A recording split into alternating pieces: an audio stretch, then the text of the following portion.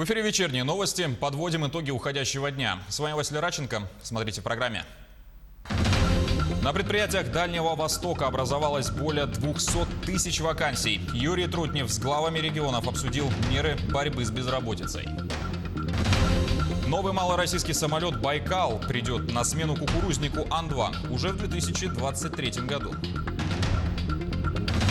Сотрудники ГИМС следят за тем, чтобы горожане не утонули, не получили травму и солнечный удар после открытия пляжа в Якутске.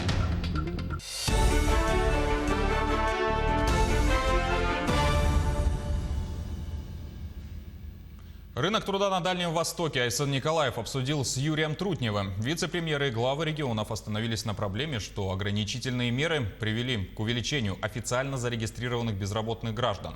На Дальнем Востоке в целых 3 раза. Вице-премьер напомнил, что главой государства принято решение об оказании помощи гражданам, оказавшимся без работы.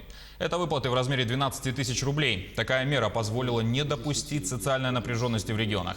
В то же время на предприятиях Дальнего Востока ощущается нехватка кадров. Пустуют 209 тысяч рабочих мест. И освободившиеся вакансии нужно распределить среди местного населения. Но перед этим необходимо обратить внимание на их дообучение, а также повысить эффективность работы служб занятости во взаимодействии с соискателями. Также вице-премьер поблагодарил глав регионов за работу по повышению инвестиционной привлекательности. Отдельно Юрий Трутнев отметил успехи Якутии. Хочу поблагодарить присутствующих глав регионов за хорошую работу по повышению инвестиционной привлекательности. В 10 из 11 регионов Дальнего Востока, кроме Хабаровского края, зафиксирована положительная динамика. Республика Саха-Якутия вошла в топ-20, в топ-30 вошли Камчатский край, Амурская область, Сахалин. Лидером роста стал Забайкальский край. Также глава Якутии провел рабочую встречу с руководителем авиакомпании «Аврора». Айсан Николаев и Константин Сухаребрик обсудили проект дальневосточной авиакомпании. Напомню, что согласно поручению правительства России поставлена задача по созданию в макрорегионе Альянса из перевозчиков, между которыми установятся партнерские отношения в части выполнения социально важных региональных маршрутов. Участники встречи согласились, что в этом вопросе необходимо найти наиболее эффективный вариант, как с государственной точки зрения, так и с точки зрения населения Дальнего Востока, чтобы обеспечить всех его жителей, в том числе в труднодоступных населенных пунктах, надежным авиасообщением. Между тем стало известно, что новый российский самолет «Байкал», который должен прийти на смену советскому кукурузнику Ан-2, будет монопланом. А его серийное производство начнется в 2023 году. Первый экземпляр воздушного судна, построенного на заводе в Улан-Удэ, должны передать на испытания в конце этого года. Об этом на днях на совещании в Совете Федерации сообщил заместитель министра промышленности и торговли России Олег Бочаров. Он также уточнил, что по заданию Минпромторга выбрана версия цельнометаллического моноплана, то есть одномоторный самолет. Стоимость же самолета «Байкал» не должна превышать 120 миллиардов рублей, а летного часа 30 тысяч рублей. Отмечу, что в первую очередь «Байкал» создавался для повышения транспортной доступности именно в отдаленных регионах России и развития местных воздушных линий. Представители малой авиации республики также участвовали в голосовании при разработке данной модели. Они надеются, что внедрение нового «Байкала» может стать и новым этапом развития малой авиации в стране.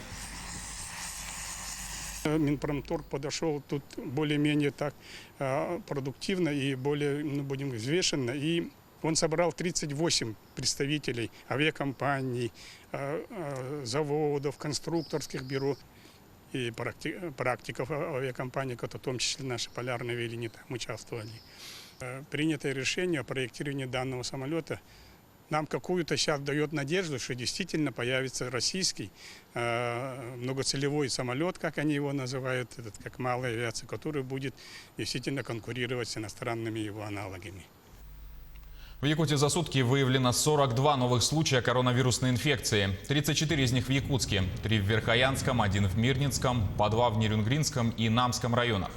Заболевшие госпитализированы, их контакты выявлены и изолированы. Всего с начала пандемии зарегистрировано порядка 4800 подтвержденных случаев коронавирусной инфекции.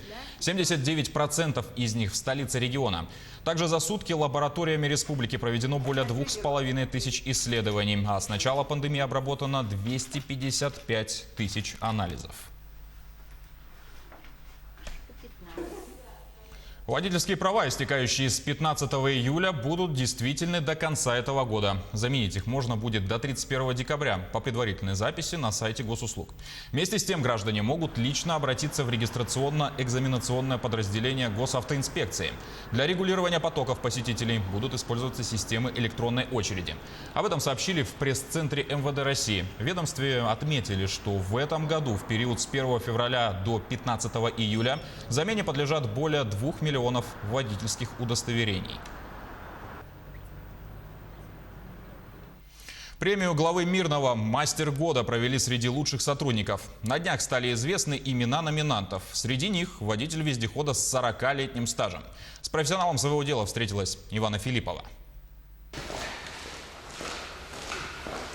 Легендарный вездеход ГАЗ-71 – незаменимый транспорт для геологов. Вот уже около 40 лет Мушариф Гусейнов отвечает за бесперебойную работу техники в полевых условиях. В его трудовой книжке только одна запись – принят на работу в Батовинскую экспедицию. С 1981 года поменялось лишь название предприятия.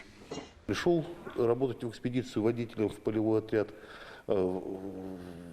Ну, так и продолжает работать. Специфика работы заключается в том, что в зимний период он работает водителем, а в осенний, весенний период, когда наступает распутица, а работы выполняются у нас в тайге, и автомобиль проехать не может, он пересаживается на вездеход. Также в летнее время водители вездехода проводят ремонт транспорта, подготавливают ее к следующему зимнему сезону. Мушариф Гусейнов говорит, машинист должен знать каждую деталь своей техники, чтобы в случае поломки быстро устранить неисправность. В тайге в 50-градусные морозы простоев не должно быть. Якутия, такая техника самая лучшая. Прохождение по болоту, по воде везде пройдет. Если опытный вездеходчик, нигде не сядешь. Если опыта нет, то может в любое место посадить его. В практике водителя таких случаев не было. Его в коллективе уважают и ценят за знания, добросовестное отношение к работе. А еще он отец семейства. У Мушарифа Гусейнова 4 детей и 3 внуков. Для него семья самая ценная. Что мой дед всегда работает, и ему столько лет. Я горжусь своему деду, что у него такая хорошая работа. Я его сильно люблю, дедушку моего, уважаю его. Мушариф Гусейнов – пример для своих детей. Он своим трудом доказал, что человека красит прежде всего его заслуги и уважение коллектива. К этим наградам прибавится еще и грамота от главы города. Мушариф Гусейнов стал лауреатом премии «Мастер года-2020», которую присуждают лучшим представителям рабочих профессий. По традиции ее торжественно вручат в День города. Ивана Филиппова, Артур Гуликов, телеканал «Алмазный край». Жаркая погода привела жителей Якутска к любимому месту отдыха – пляжу в 202 микрорайоне. Накануне после тщательной подготовки его официально открыли. Традиционно инспекторы ГИМС патрулируют территорию, а на смену со спасателями заступила Агафья Гоголева. Жаркая погода привела жителей столицы к излюбленному месту отдыха на городской пляж. 11 июля он официально открылся. Территория находится под пристальным наблюдением сотрудников правоохранительных органов и охранников пляжа. Мы отвечаем за безопасность людей, чтобы они далеко не поплыли. На песке тоже мы отвечаем, чтобы там не спали, не загорели, чтобы солнечный удар не взяли, как так. По информации МЧС, с начала года по Якутии зафиксировано снижение происшествий на водных объектах на 14%. Самые распространенные нарушения – управление маломерным судном без документов или в состоянии алкогольного опьянения, а также передача управления третьему лицу.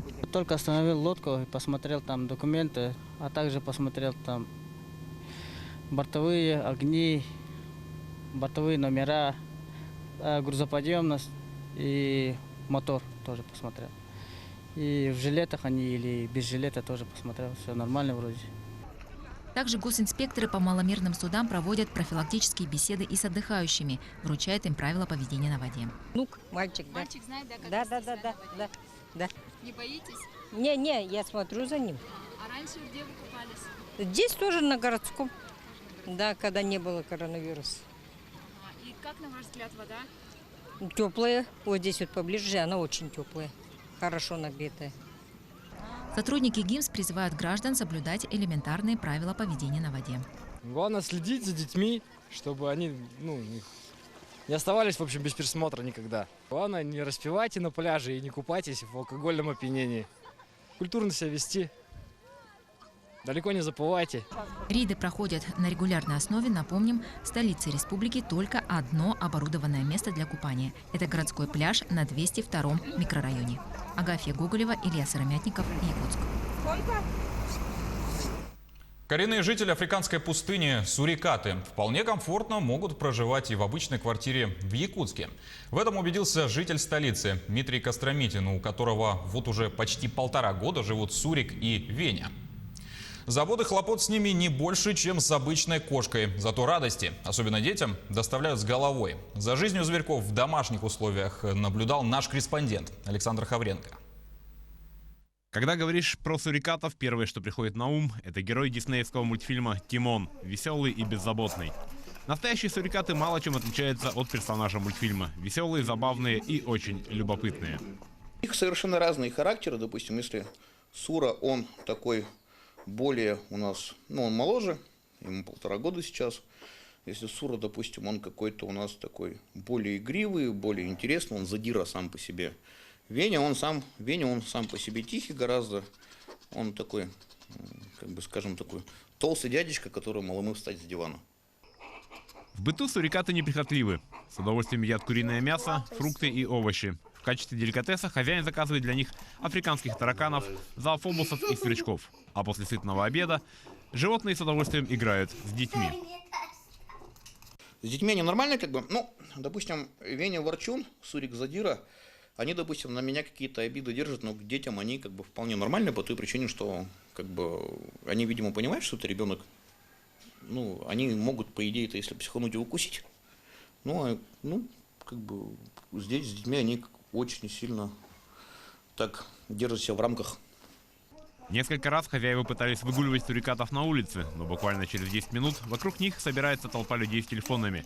Каждому хочется сделать фотографию с необычным заморским зверьком. Александр Хавренко, Илья Сыромятников, Якутск. И на этом программа подошла к концу. Наши корреспонденты продолжат следить за развитием событий, а мы будем держать вас в курсе новостей. Благодарим за внимание. Всего вам доброго и до свидания.